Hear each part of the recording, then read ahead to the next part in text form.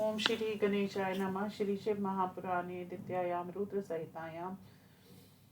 अथ पंचविंशोऽध्याय। नारद उवाच गतेषु तेषु देवेषु विधि विष्णवादिकेषु च सर्वेषु मुनिषु प्रीत्या किं बभूव तथा परम् किं कृतं शम्भुना तात वरं दातुं समागता कियत्कालेन च कथं तद्वद प्रीतिमावह। ब्रह्मवाच गतेषु तेषु देवेषु ब्रह्मादिषु निजाशमम्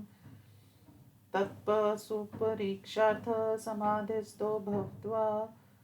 स्वात्मानमात्मना कृत्वा स्वात्मन्येव वचिन्तयत् परात् परतरं स्वस्थं निर्मायं निर्वग्रहं ततस्तु भूतो भगवानीशरो वृषभध्वज अव्यज्ञात गतिसूति स हरा परमेश्वरा। ब्रह्मवाच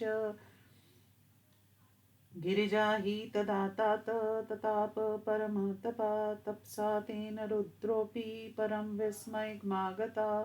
समादेक्षलितं सो भुक्ता अधीनोऽपि नान्यथा वसिष्ठादीनमुनि न सप्त सस्मार सुतिकृद्वर सप्तापि मुन्यशीघ्रमायुः समृद्धिमात्रता प्रसन्नवदना सर्वे वर्ण्यन्तो विधिं बहु प्रणम्य तं महेशानः तुष्टुवुर्निर्भरा वाण्यागतया बद्धकरा विन्नतकन्धरा सप्तर्षि ऊर्चु देवदेव महादेव करुणासागर प्रभो जाता वयं सुधन्या हि त्वया यद्दुना स्मृता किमर्थं सस्मृता नाथ शासनं देहि तद्विना स्वदाससदृशीं स्वामिन् कृपा कुरु नमोऽस्तु ते। ब्रह्मवाच इत्याकर्ण्यमुनीनां तु विज्ञप्ति करुणानिधि प्रोवाच विहसन् प्रीत्या प्रोत फुल्लनयनाम्बुज महेश्वरुवाच हे सप्त मुनयस्ताता शृणुतारं वचो मम अस्मि द्वित्करां यूयं सर्वज्ञानविचक्षणा तपक्षरति देवेशी पार्वती गिरिजाधुना गौरी शिखर संज्ञैः पर्वते दृढमानसा मापति प्राप्तु कामा हि सा सखी सेविता द्विजा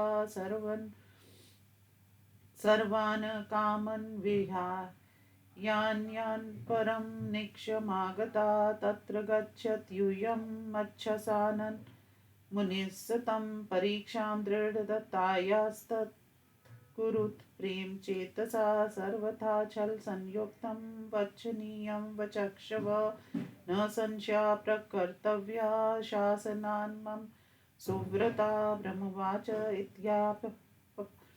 इत्याज्ञाप्तक्षमुन्यो जगमुस्तत्र द्रुतं हिते यत्र राजति सा दीप्ता जगन्माता नगात्मजा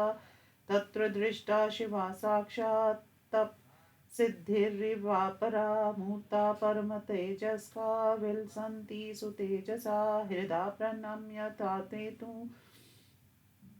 ऋष्य सप्त सुव्रता सन्नता वचनं प्रोचु पूजिताक्ष विशेषता ऋष्यूर्चु शृणु शैलसुते देवी किमर्थं तप्यते तपा इच्छसि त्वं सुरं कं च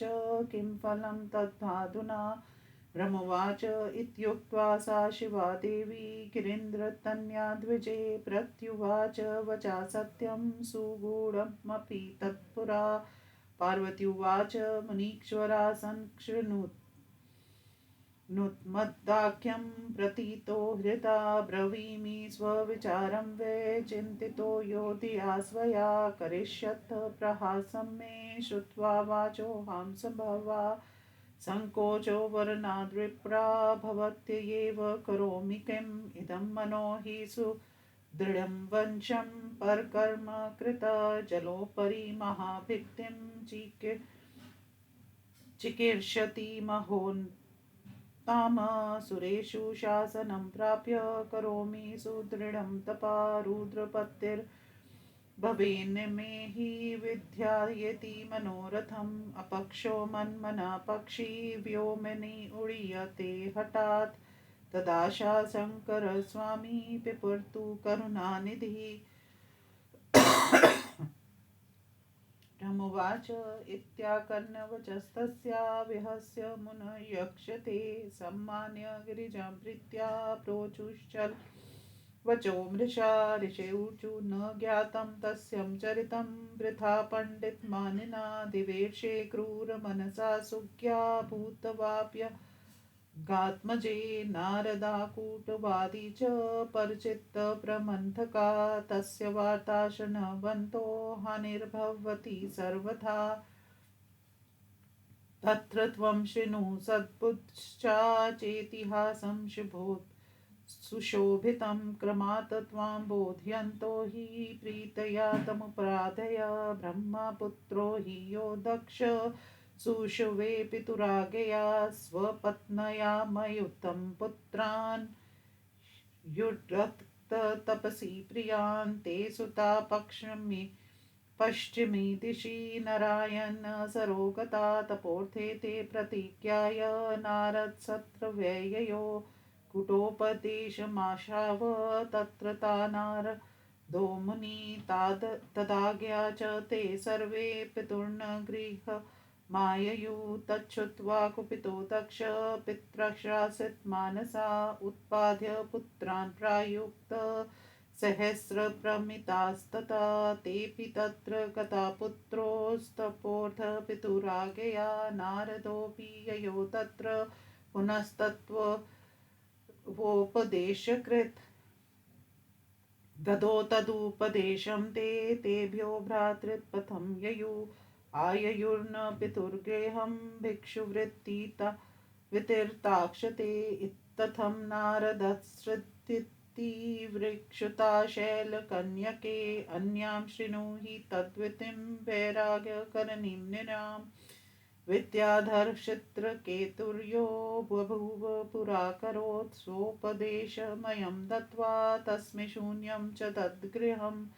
प्रहदाय स्वोपदेशान् हिरण्यकाशिपोपरं दत्त्वा दुःखं ददो चायं परबुद्धिप्रभेदका मुनिना निजविद्या यच्छ्रावृता कर्णरोचना सा स्वगेहं विहायाशु भिक्षां चरति प्रायश नारदो मलिनात्मा हि सर्वदोज्ज्वल देहवान् जानीमस्तं विशेषेण वयं तत् सहवासिना बकं सान्धुं वरण्यन्ति स मत्स्यानति सर्वथा सहवासी विजानीयाचरितं सहवासिनां लब्ध्वा तदुपदेशं हि त्वमपि प्राज्ञसम्मता वृथैव मूर्खीभूता त्वं तपक्षरसि दुष्करं यथार्थमीदृशं बाले करोषि विपुलं तपा सदोदासी निर्विकारो मत्नारीर्नरसंशया अमङ्गलवपुरधारी निर्लजो सदनो कुली कुवेशी प्रेतभूतासिंगी नग्नो हि शूलभृत्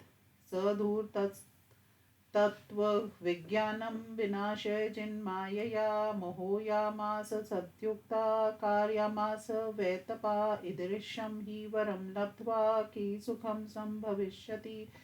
विचारं कुरु देवेशी त्वमेव गिरिजात्मजे प्रथम दक्षा